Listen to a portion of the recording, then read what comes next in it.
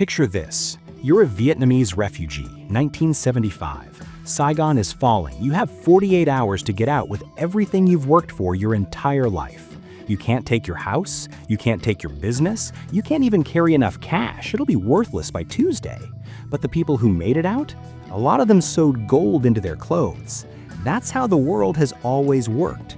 When a government collapses, your money goes with it, unless you already moved it somewhere they can't reach. Now, what if the next collapse isn't in Saigon? What if it's in Washington? And what if this time there's something better than gold? Fix your posture. Seriously, we've got a lot to cover. Here's something they don't teach in school. The US dollar isn't valuable because America is rich. It's valuable because the world agreed it would be. Nixon has just killed the gold standard. The dollar is essentially just paper. America needs a reason for the world to keep using it. So Kissinger flies to Saudi Arabia and cuts the most important deal in modern history. Sell your oil in dollars only, and we'll protect you militarily. Every country on Earth needs oil, so every country on Earth suddenly needs dollars, and they need lots of them sitting in reserves. But cash earns nothing, so America says, park those dollars in our government bonds. We'll pay you interest. Boom, the petrodollar system is born. China makes your iPhone, gets paid in dollars, lends those dollars right back to Washington, Washington spends them, repeat forever.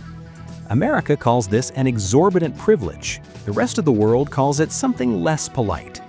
For 50 years, the system held, but right now, the US is spending $1 trillion every 90 days it doesn't actually have. The interest alone on that debt? Bigger than the entire military budget. Let that sink in. We pay more in interest to foreign bondholders than we spend defending the country. 3 weeks ago, for the first time in over 40 years, central banks reported holding more gold than US Treasury bonds. That's not supposed to happen. Saudi Arabia is now accepting yuan for oil. China has dumped US Treasuries and is hoarding gold. Russia and India are doing bilateral oil trades in Bitcoin. The world isn't panicking yet, but it's quietly building exits. And here's where it gets dark, because history has a very uncomfortable pattern. Germany, 1921. A guy named Hugo Steen saw it coming. He loaded up on debt, bought real assets, factories, steel, land. 2 years later, Germany's currency hyperinflated into nothing. His debt evaporated, his assets made him the wealthiest man in the country. Meanwhile, people were using wheelbarrows of cash to buy bread. But here's the part nobody tells you. The stock market was also going up. Real estate prices were soaring. Everyone thought they were a genius. Everyone thought they were the next Hugo. And then the government came for them. Real estate, rent freezes. Your property doubled in price, but the government capped your rent. Fixing a broken pipe cost more than 6 months of frozen income. Landlords were forced to sell. The government bought everything with printed money. Gold, FDR signed Executive Order 6102. Hand in your gold or face 10 years in prison. That order lasted 41 years. UK, 1966. Surrender your gold coins or go to jail. China, 1948. Surrender your gold and silver or face the death penalty. Every single time a currency collapses, governments do two things. They print money and they come for your hard assets. The question isn't whether they'll try. The question is whether they can.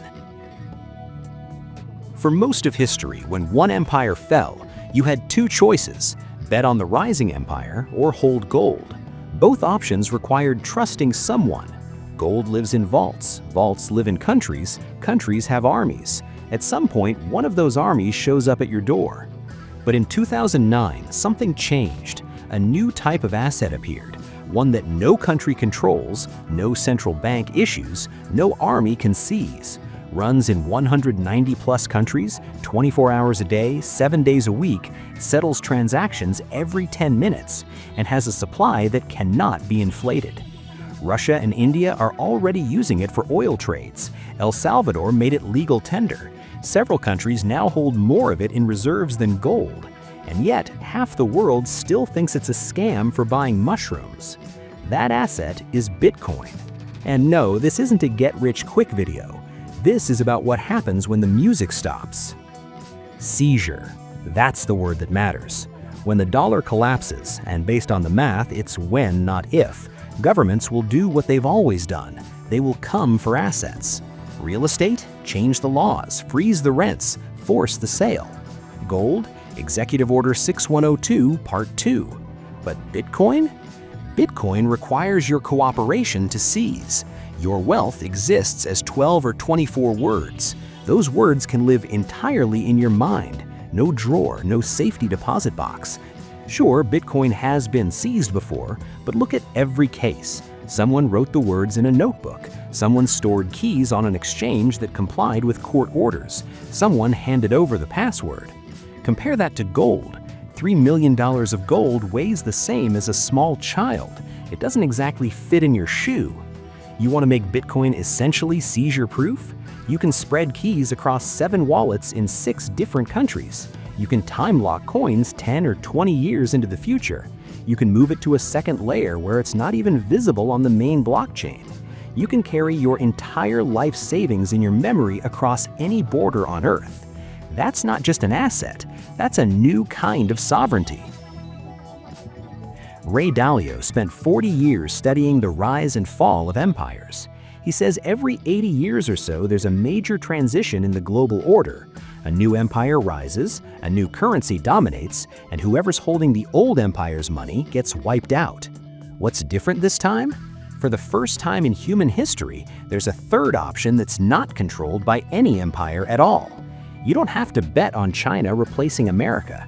You don't have to hope gold stays legal to own. You can simply opt out. 68% of Chinese citizens are optimistic about the future of technology. Only 32% of Americans are. Either they know something we don't, or we've forgotten that history is almost never written by the pessimists. So, what happens to Bitcoin when the dollar collapses? The same thing that happened to gold in every previous collapse. Except this time, they can't take it. The Vietnamese refugees who sewed gold into their clothes? They were the smart ones, but even they could have their gold confiscated at the border. The next generation of refugees, economic, political, or otherwise, won't have that problem. They'll carry their wealth in 12 words, and no border in the world will be able to stop them. The floor isn't where we are today. Today's price might just be where it starts.